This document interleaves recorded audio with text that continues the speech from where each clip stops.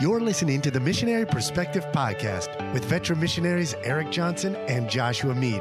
We're glad you could join us. We trust this podcast will be both a blessing and a challenge as we relate topics in world evangelism from a missionary perspective.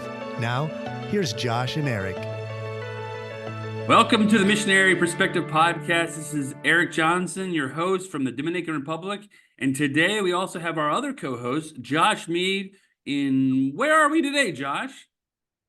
We are in Michigan, where it's a balmy 40 degrees. All the snow's melting. It's slushy and wet, and it's just I think of days like this and think, why do I do furlough? I need to go back to Senegal. We're going through a kind of a cold wave here as well. I had to sleep under the covers last night, Josh. So it's cold here as well. It's probably a balmy 88, 89 degrees here in the sunny Dominican Republic. Oh, yeah. Oh, I know all about that. People don't understand when it drops that low, when you're used to hotter degrees, it gets a little chilly. That's joking, but it's no joke. This is the highest time for people who have flu right now because to them it is freezing outside. Yeah. So we are battling the flu in our church because it's dipped underneath 90 degrees. Oh, yeah. Yeah. It's amazing how the body adapts.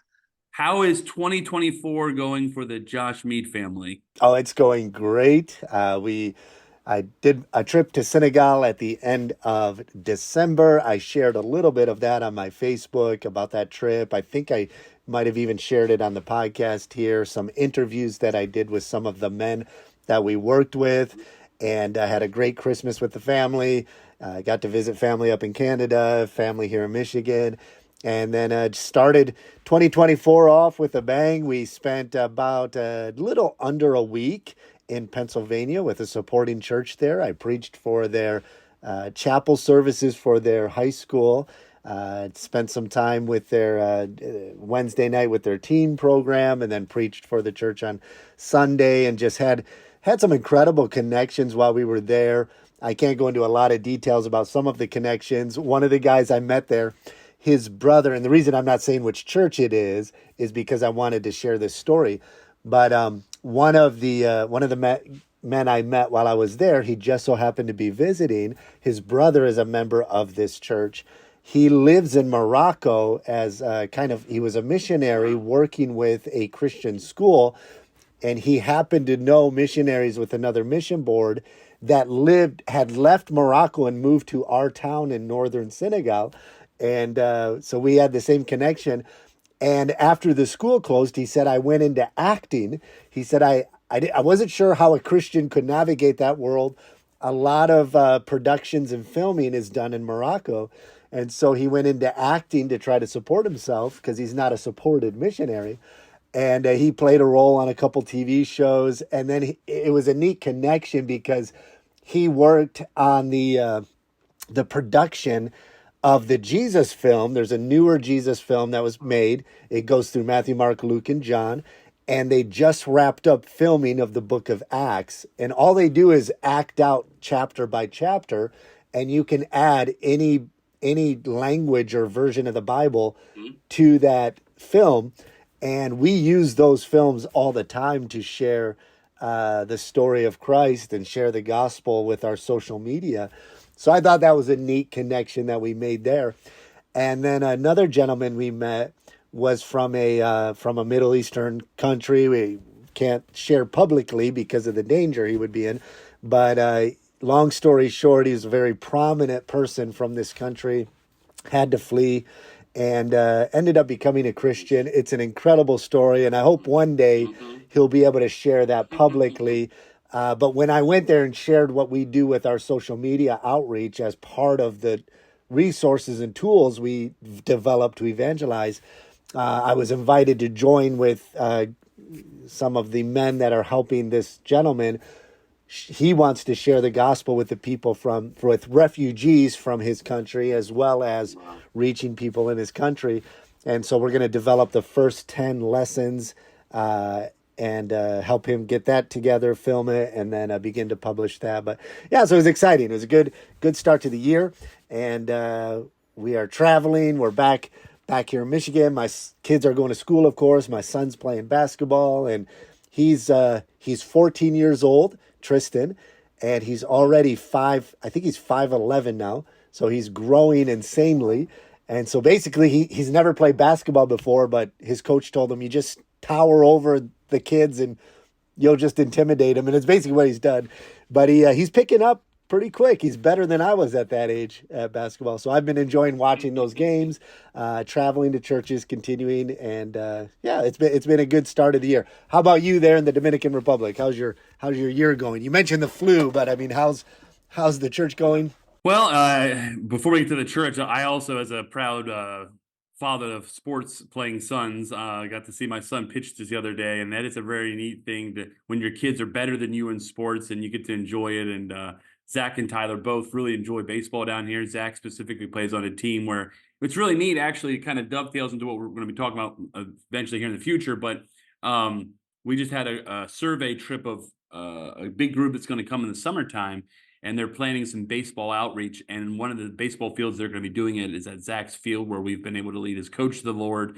And through that, many of the young people and so are very interested in the church. And we're hoping to start like a bus route from that. So that's neat when we can take sports and actually kind of weave it into ministry as well. I think the more we can do that in life, it's always better.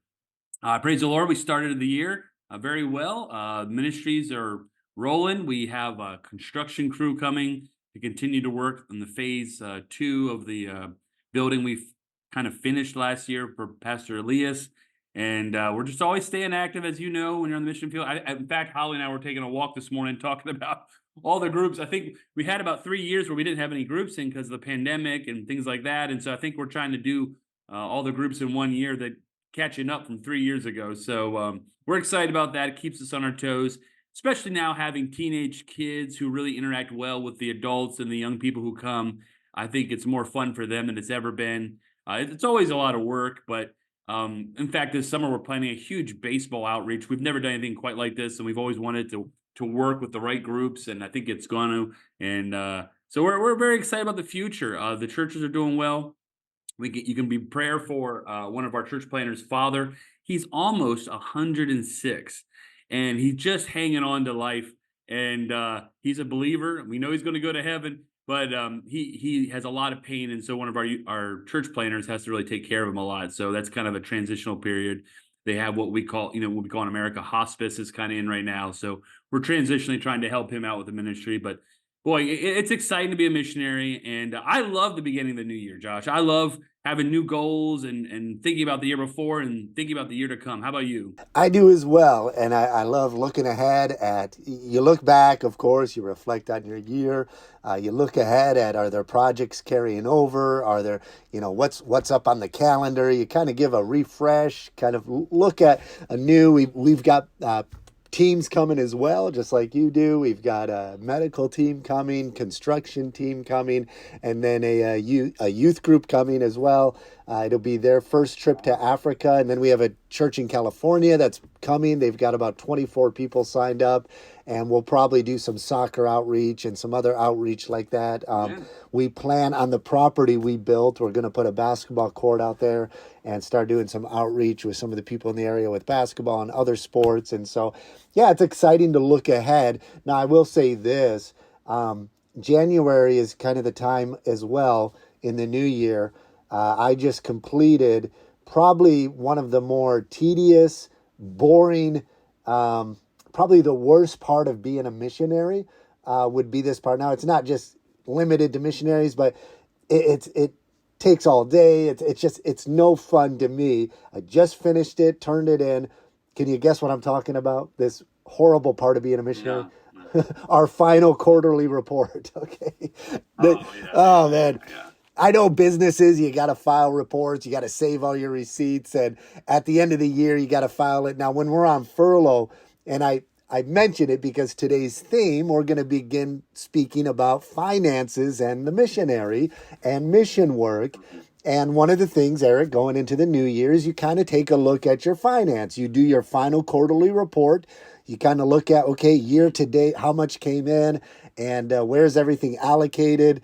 You've got to, is there a work fund that you have to carry over and, your personal funds that you're going to be taxed on? There's a lot that goes into it. not every missionary it has a gifting to be able to organize their finances the right way. So I think, Erik, we wanted in this new year here to begin talking about finances and how important it is as a missionary, if you're listening as a missionary, to have your finances in order and to have a plan and purpose behind it. Yeah, 100%. And it's funny that you mentioned quarterly reports because I don't know how many years ago it was, but I wouldn't say struggle with it, but it was definitely something I didn't look forward to.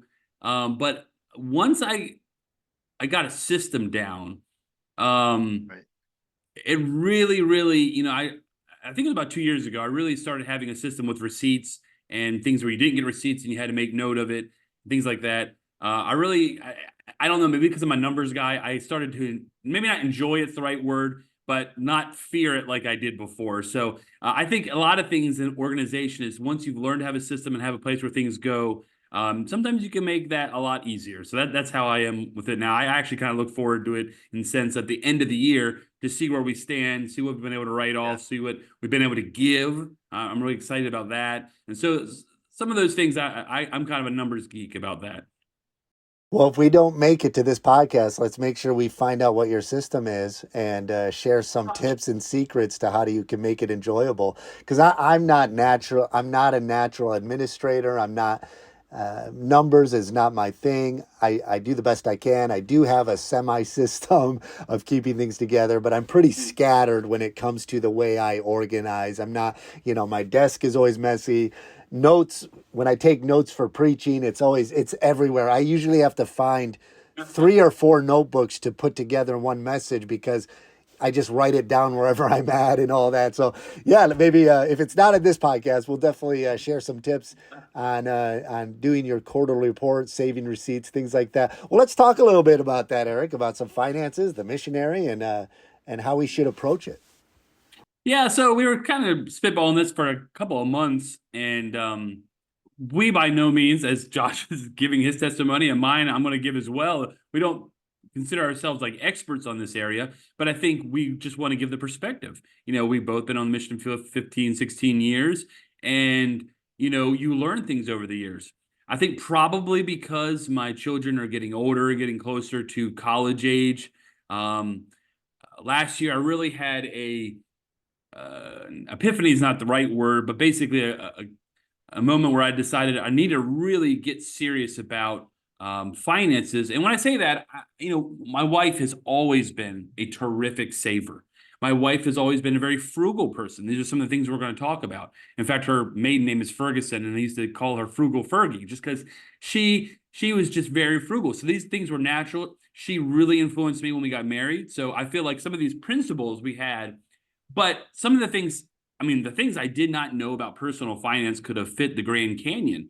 And my journey of maybe really intensely getting into some of these things and the things, just some principles I've learned in the last few months that I now feel like I really try to share with people who are younger, maybe even people who are older, because no one in the last 15 years really took any time to kind of ask me about these things. And I'm not mad at anybody particularly, but I do wish maybe somebody had been a little more intentional to just ask me about, retirement, ask me about kids savings for college, ask me about, how are you doing preparing for the future and other goals. And I think that would have really maybe jogged my mind in some ways to have gotten this journey started a little earlier. And so that's kind of the first thing that I want to say when it comes to what have I learned a lot in the last 8 months as I've dived into this area that I knew mostly nothing about, is really formulating a plan. Because if you don't have a target, you're basically going nowhere. You're kind of adrift. And, we have to learn to save, and that's great. And we did that for a while.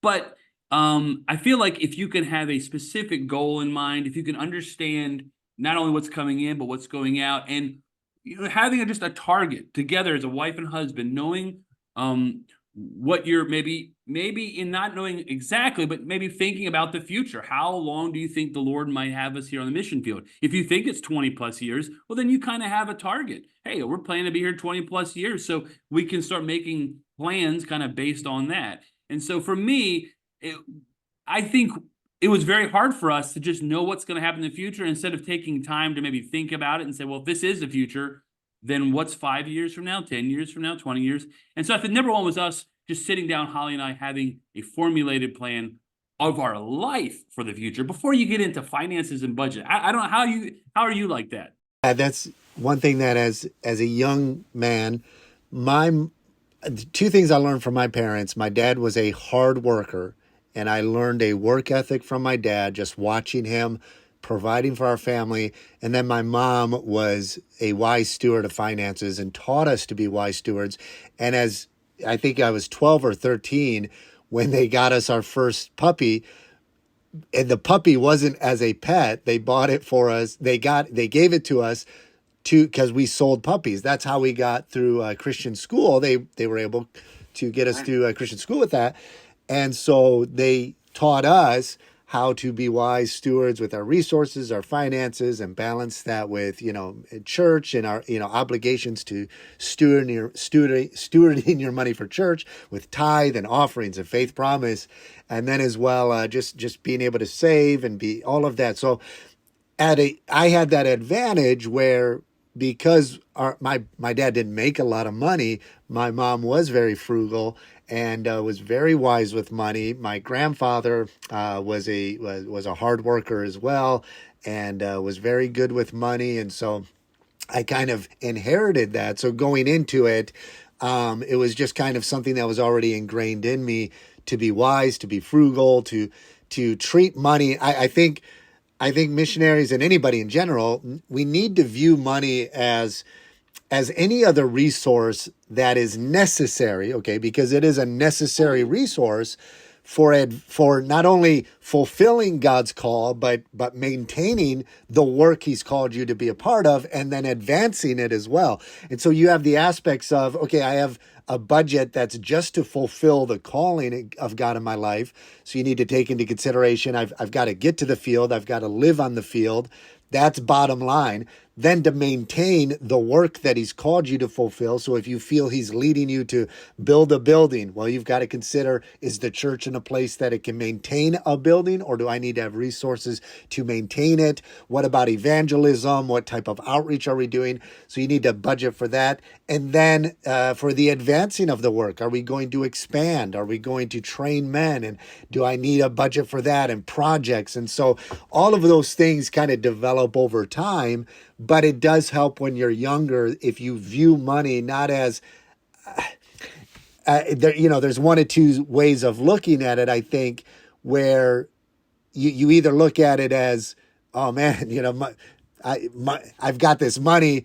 Do I save it? Do I spend it? Like, instead of looking at it as a resource, it's just kind of like, oh man, I can live how I want. I look at all this money coming in.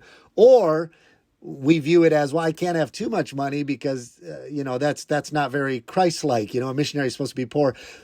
And I would say this, when you were younger, starting out, what would you say, how would you interpret the concept when you were younger, if you could go back 20 years ago, and then today? Has this phrase maybe changed in meaning? And the phrase would be living by faith. That's a good question. Yeah.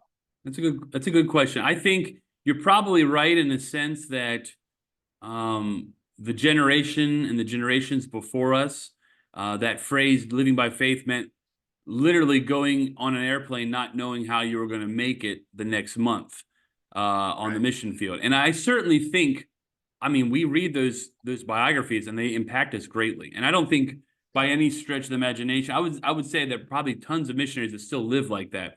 I think you and I maybe were trained by pastors who also had the foresight to use other biblical principles, before you build a tower. You calculate, you analyze, you think. Yeah. And so I think there can be a balance in that. I think every major project we've ever endeavored to do here on the mission field, and we built 3 churches and bought 3 properties, and, we're constantly investing in the future. We always step out by faith. It's never like we already have all the funds. And so I think you can live by faith, but I think maybe when I was maybe 30 years old or 25 years old as a young missionary, thought more like being a missionary meant you had to be like George Mueller sitting at the table waiting for the door to knock. And certainly those people are spiritual giants, but I think there's also a planning aspect that we're not talking about I haven't met any rich missionaries. Like, there's the idea is that missionaries aren't rich. It's just how you use the resources God's provided for you. And there's wisdom and wise steps. And that's kind of what we're talking about as far as personal finance with your missionary as a family, as a family union, and then also as a ministry and how they intertwine. Yeah, I would say to the young missionary starting out, and even maybe pastors listening who maybe have read. Real quick. Let me add this real quick. Being on deputation, usually the very first steps of being a missionary actually does usually require sometimes the most faith. Quitting your job, taking your family on the road. And so in that sense, but maybe that leap of faith is not the same than it was 20 years ago. Yeah, I think that phrase living by faith, especially when you're a younger missionary or going into the ministry, I would say don't mistake the phrase living by faith with poor planning and unwise stewardship, right? And so I think the Bible's very clear that we need to be wise stewards. And I think as you grow and you mature in the ministry and in your walk with the Lord, I think that understanding of what it means to live by faith becomes more rich. It becomes rich, unironically, pun not intended, but it becomes there's a deeper sense to it, which is living by faith means pursuing the will of God. And when God has put on your heart to do a project, I have 100% confidence he's going to provide for it. So stepping out by faith means not that we're going to try to do it without raising funds or without presenting it, but it's knowing that God is calling me to do this. And so I'm going to step out. And I think there's, it entails when you're on deputation, it can be scary, because it's a whole new world. Maybe you're leaving a job. And so the expectation is, yeah. So I don't think the phrase is living by faith means I don't know where my next month's salary is going to come from, right? I don't think that's what it means. In fact, if you go back and read, I had this discussion recently online with some missionaries who were talking about this concept of living by faith. And I went back and looked at kind of Adoniram Judson and Zwingli and that whole team. And they sent back one of the men on the team came back. His name's slipping me, Luther something. Anyways, he came back, Luther Rice, I think it was. They got to the field and realized they didn't have enough funds to maintain and continue. So I believe it might not have been Luther Rice, but as one of the men on that team came back to the States and went full time raising support and sent it back to the missionaries. So they designated one out of the 4 on the team to raise funds. And so it wasn't like they got there and said, well, let's just kind of trust God to bring in the money next month. Maybe that is his calling for you. And if that is his calling to prove him month by month with a limited budget, then go for it.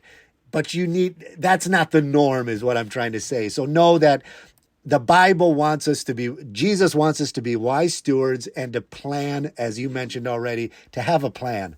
And I think you're going to find as a missionary, if you stay on the mission field for any length of time, there's going to be plenty to test your faith, and you're going to have to live by faith. What we're kind of talking about is trying your best to make sure that finances for every month is not necessarily one of them. We don't look at that as necessarily a badge of honor that you went on less money than you probably should have, and every month you have basically more stress than you need to have. And that's kind of one of the things my pastor, who's one of the wisest pastors I've ever met when it comes to finances, he just understands it, and God has greatly blessed his wisdom.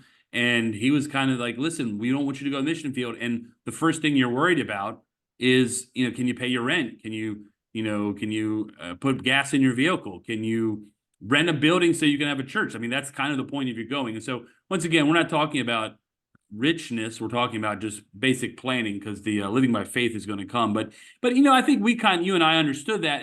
But some of the things I did not understand, this is kind of what I'm getting at, is that after really almost 15 years of being on the mission field, we had concentrated on, purchasing properties for new buildings, building buildings, training leaders. But I would say one of the holes in my life was understanding the second point, which is really the invest early and invest often. And I'm talking about for the future. Now, we in our organization have a minimum that we're supposed to give every month for retirement, which I will put in here, the previous generations, as far as I understand, didn't even have that access. And so for many people, this is a wonderful thing. For veteran missionaries from 40, 50, 60 years ago, they didn't have anything saved for retirement. So this would be an advantage. But what I did notice is that we weren't planning well enough for the future. Okay. If something were to befall us and we couldn't, we had to stop being missionaries in the next 5 years, and let's say I couldn't work, we weren't properly prepared in that way. We had done a very good job at saving, but investing early and often is the idea of, having your money set aside, saving for a future. Because, you and I don't have a pension, Josh. One day when we do retire, and maybe 65, maybe 7 years old, if we're blessed to be on the mission field or be involved with missions that long, we will probably get something small from Social Security, but it would be the lion's share of what we've set aside and prepared for.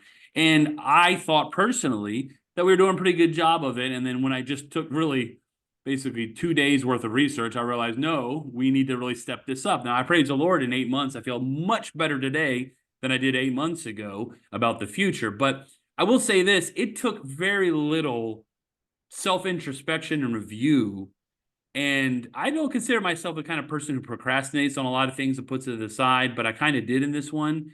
And I really wish maybe an older person, 5, 10 years down the line, another life stage had kind of come alongside and checked on me maybe 5, 10 years ago.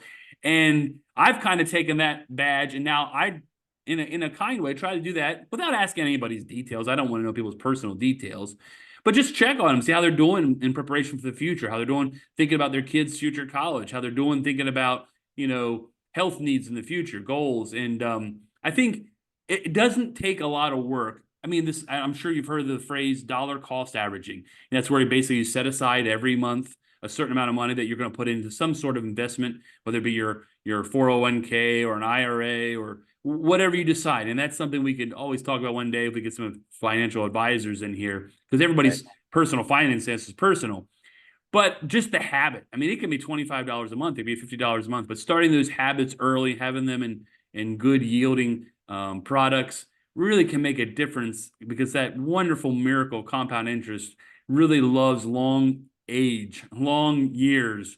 And I think that's something that I think we all understand, but when you apply it personally and you realize what the target may be, it really helps you seek out for the future. Absolutely. And I think it's something that, different mission boards will address to certain levels, but I think you're right. I think there's certain policies that mission boards have enacted because of the past and bad decisions. My pastor told me back in the 70s, he said all the pastors opted out of Social Security because the United States allowed it, and they were convinced that the government should not have that influence over a church leadership. And so they each came to their personal conclusions why they felt they could opt out. But my pastor said, we opted out, but we didn't invest in anything else. And so he said, a lot of men are stuck in their 80s, 70s, 80s with, they just either can't retire because there's no plan. And so I think some missions, like our mission board, with 40 pastors or, give or take on the board, have come together and said, hey, we need to make sure that our missionaries are planning for the future. And I think for the missionary, if you're young and you're like, well, this is for the Lord's work, like, how can I set it aside for my future? You're the one who's called. And so your life is set apart for the Lord. And every aspect of your life, your present and future, you need to be to plan for it, to be a wise steward. And I think when you're younger, there is a little bit of trepidation. Boy, should I invest, or do I need to, throw the majority of my support into the work and things like that? You need to do what you can do. You need to do something. Certainly, you need to do something, and then become a wise steward. And I love that today, more and more Christians and church leaders are recognizing the value and the importance of planning for retirement, making wise investments. And I think it's something that maybe as missionaries we haven't talked a lot about. So we're going to dive into it over the following few weeks. I don't know if you want to wrap it up now, and then we'll, for the following week, with our Zoom, we're at our 40-minute limit. We can either continue or we can wrap it up and continue this conversation next week. I think it's a great starting point. We're just getting started. And I think the last thing I'd add is that, formulating a plan also requires you having some financial goals and really sitting down with your wife. They can be ministry goals. We want to see the purchase of property, the leadership development, what that entails. Certainly when it comes to your family, when it comes to the college education for kids, but I think just having those guidelines and those goals will help you set towards a mark, help you be intentional, help you educate yourself in the areas you need. But lastly, I'd say this: missionaries, continue to be generous with your money and your resources. Look for ways, whether you're investing in a national leader, investing in the people you serve, or I like to invest, if the Lord puts on our heart, on younger missionaries coming up, whether it's a financial support at a one-time gift or take them on for support for a year or two. We have been the recipients of so much generosity. I love being the generous person, and we see the Lord bless us through that as well. And so these are just some tips, and we're going to talk about this. We'd love to hear from you, things you learned over the year, good things, bad things. We're learning this together. We're by no means experts and saying we're experts, but I do feel like there are some missionaries out there that could probably use this podcast and maybe cause them at most to just think about the future. Next week, we're going to dig a little bit more into this topic and continue as we seek the Lord's guidance and biblical principles on how to be wise stewards of our finances as missionaries. Well, from Michigan, this is Joshua Mead.